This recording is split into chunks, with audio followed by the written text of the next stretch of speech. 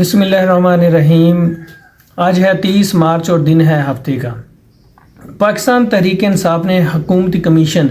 جو ابھی بنا بھی نہیں ہے وہ مسترد کر دیا ہے اور ایک بڑی احتجاجی ریلی کا اعلان کر دیا ہے، جس کا آغاز تھوڑا آج سے ہی ہو جائے گا اور اس کا جو باقاعدہ آغاز ہے کل پشاور سے ہو رہا ہے، جس کا مقصد عمران خان صاحب کی رہائی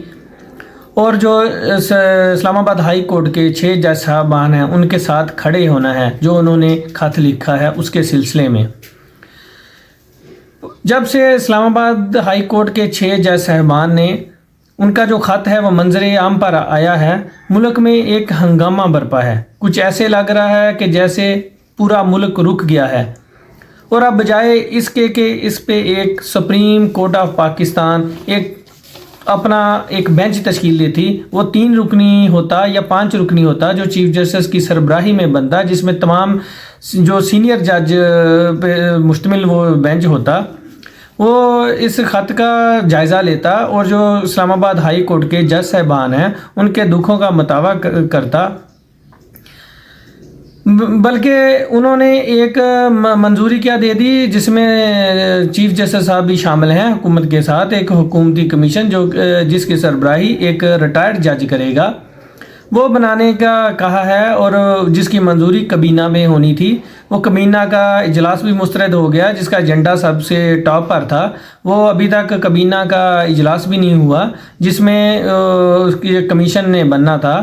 جس میں کچھ جج صاحبان کے نام تو آ رہے ہیں، خاص طور پہ چیف جسٹس جو ریٹائر جج ہو گئے ہیں جسٹس ناصر الملک صاحب، لیکن خیر وہ تو تب ہی پتہ چلے گا جب یہ بنائیں گے اور اس کا پتہ چلے کہ TOR کیا ہوں گے، کابینہ سے منظوری ہونی ہے۔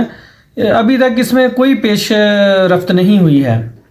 اور ایسے لگ رہا ہے جیسے مٹی ڈالو پالیسی پر کام کیا جا رہا ہے۔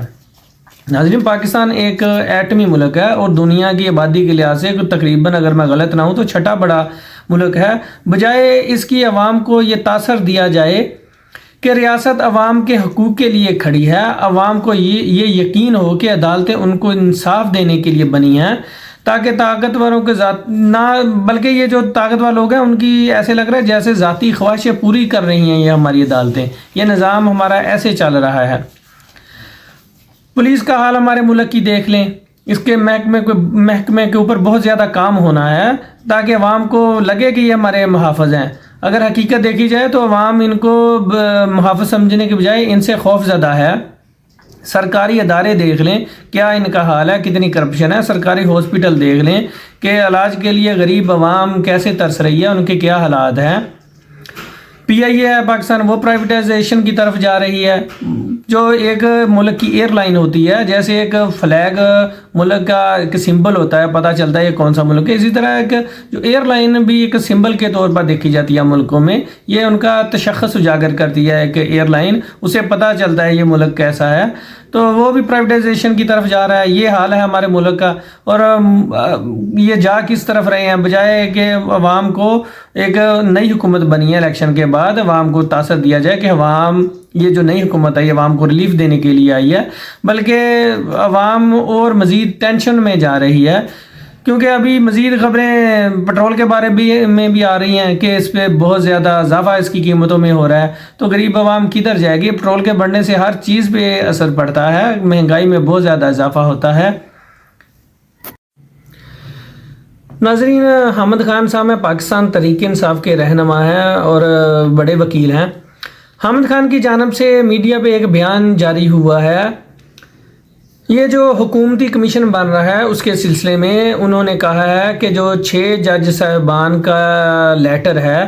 اس کے اوپر ہم جو یہ ریٹائر جج کی سربراہی میں جو حکومتی جوڈیشل کمیشن بنا رہے ہیں،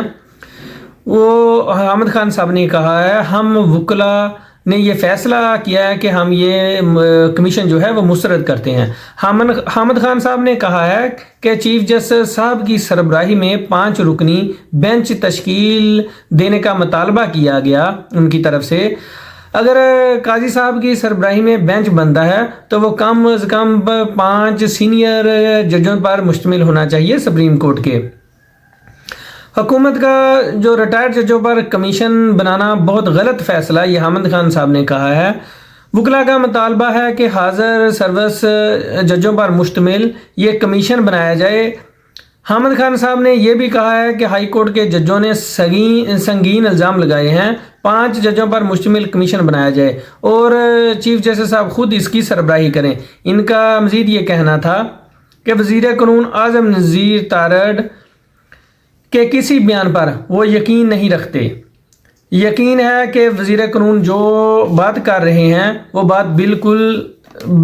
بے بنیاد اور غلط ہوتی ہے۔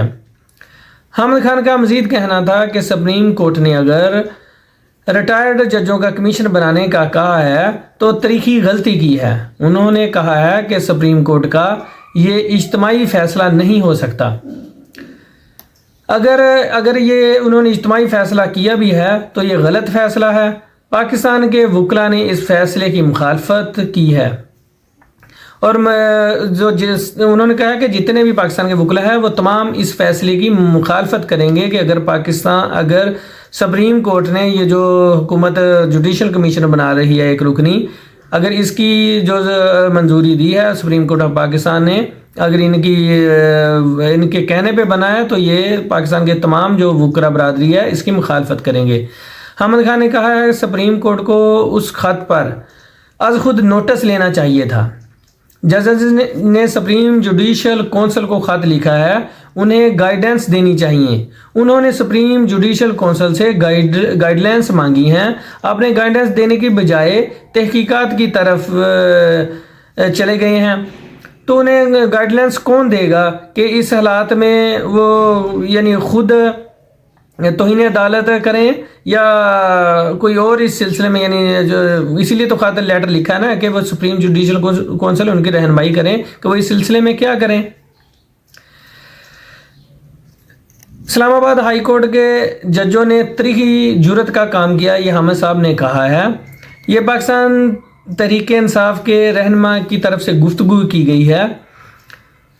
ناظرین، جو ابھی احتجاج شروع ہو رہے ہیں اور